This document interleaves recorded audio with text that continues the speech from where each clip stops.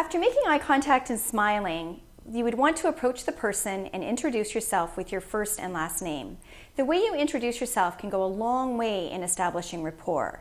So if I was introducing myself, I would make eye contact, I would smile, and I would introduce myself saying something like, "Hello, my name is Kimberly Law."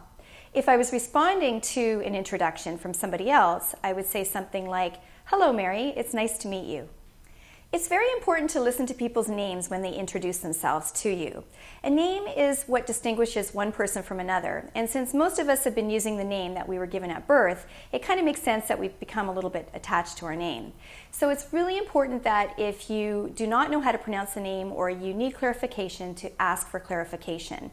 And if you're making an introduction to someone else and you accidentally say somebody's name wrong, always apologize and then say their name correctly.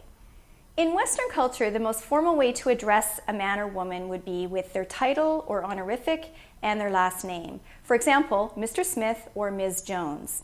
In business, the correct title for a woman would always be Ms., regardless of their marital status. So for example, it would be Ms. Jones rather than Miss Jones or Mrs. Jones, as you would normally call a married woman in a social setting. Even though we may seem very casual in the way that we address people, the highest ranking person or the person with the highest title would be the one to determine if first names are used. If they use first names, then both parties can use them. An example of that might be if your doctor introduced himself or herself with his or her first and last name, and then also used your first name in the introduction. That would be giving you permission to use his first name as well. So for example, if my doctor's name was Dr. Paul Cam, and he introduced himself by saying, "Hello, Kimberly, I'm Paul Cam," that would be giving me permission to call him Paul, his first name.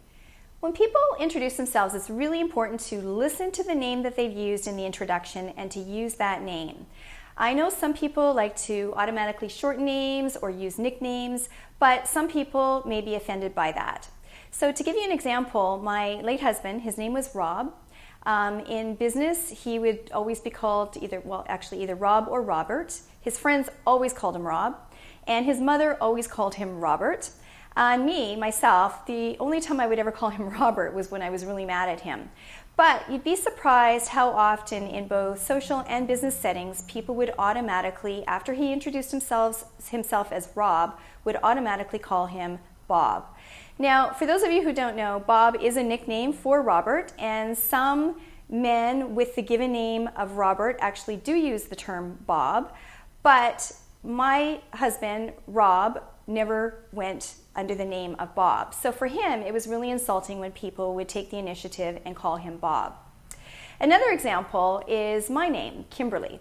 My name is Kimberly. I have gone through different phases of my life where I've been called Kimberly and Kim, and I've kind of switched back and forth over the years. At this point in my life, I don't really mind whether I'm called Kim or Kimberly.